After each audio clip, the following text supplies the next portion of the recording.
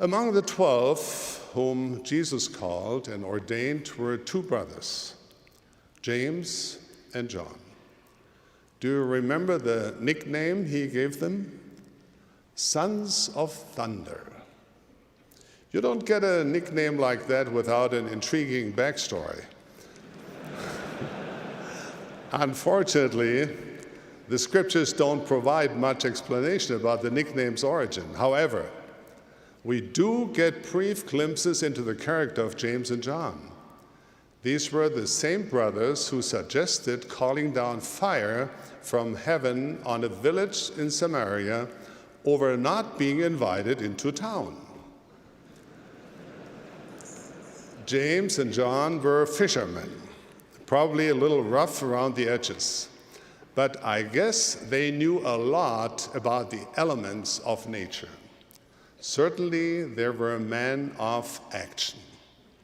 On one occasion, as the Savior prepared to make his final journey to Jerusalem, James and John approached him with a special request, one perhaps worthy of their nickname.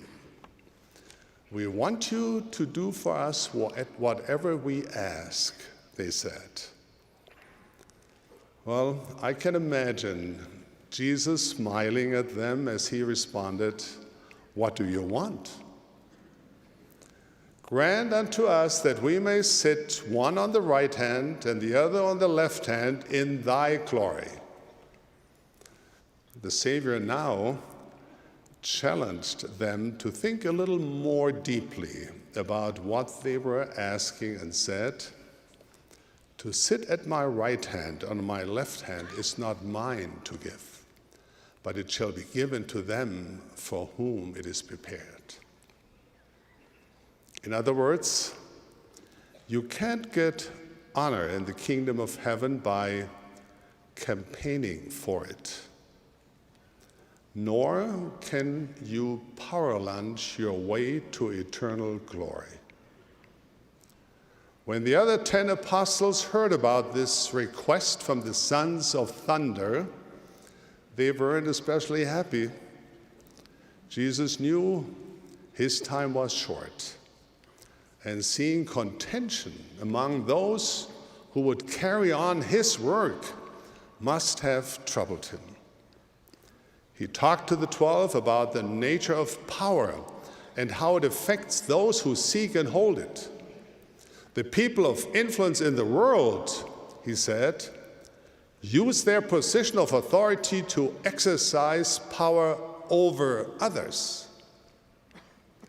I can almost see the Savior looking with infinite love into the faces of those faithful and believing disciples. I can almost hear his pleading voice. "This is not the way it shall be among you. Instead, whosoever will be great among you shall be your minister, and whosoever of you will be the chiefest shall be a servant of all." In God's kingdom, greatness and leadership means seeing others as they truly are, as God sees them, and then reaching out and ministering to them. It means rejoicing with those who are happy, weeping with those who grieve, lifting up those in distress, and loving our neighbor as Christ loves us.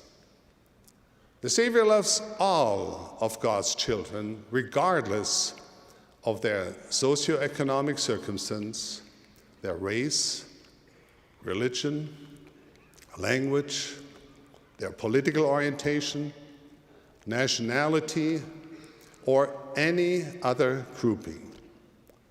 And so should we.